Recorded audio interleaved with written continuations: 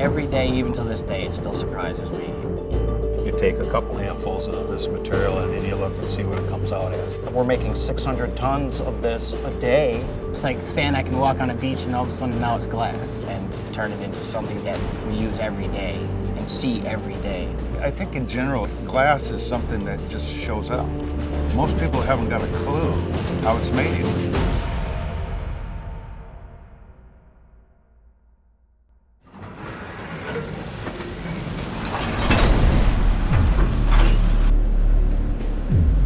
Each raw material is separated into its own bin. First off, it's very important that they're very pure. We do periodic checks as well to verify that that's happening.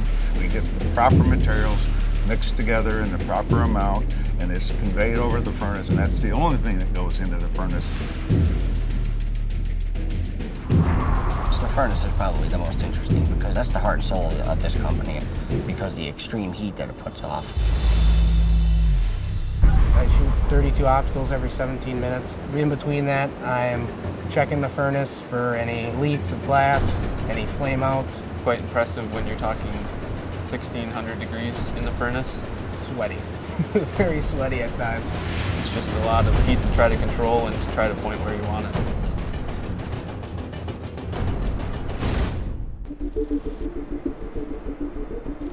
Glass is about 1/3 the density of tin, so it will float on tin. The beauty of the process is that we can pour the glass onto the tin, and we use the top rolls and all these other techniques that we have to make what we call a ribbon. Picture a long ribbon of glass. You're stretching it the long way with the leer speed, and then you're also stretching it wider side to side with your angles. We can monitor it multiple places coming down.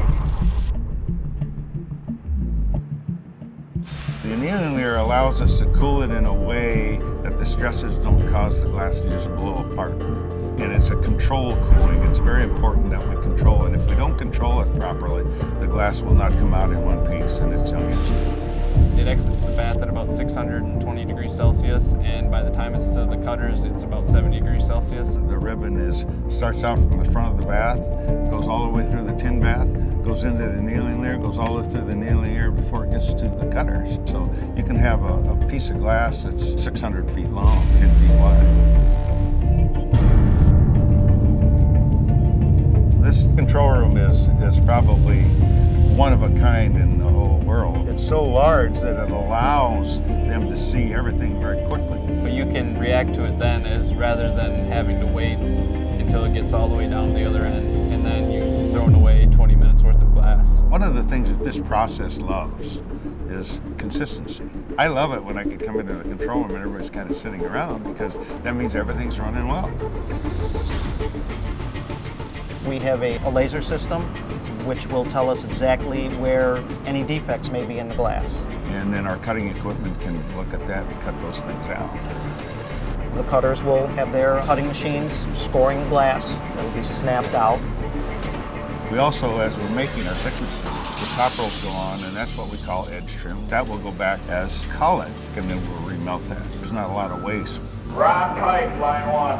Our cutter lab department are the ones who let the packers know this size glass will go off to either one of our 3 automated lines or off to where our manual lines are. And then we pack it very tight. Glass is very strong in compression and very weak in tension. The people here have a lot of pride in what they're doing. Cardinal started out in the using end and evolved into the manufacturing end. It's changed a whole lot of things because of that. One of our mottos here at the plant is that every person in the plant is responsible for the quality. That combination has given us an opportunity to be better in all phases. I think that's one of the really strong things that we have at Cardinal.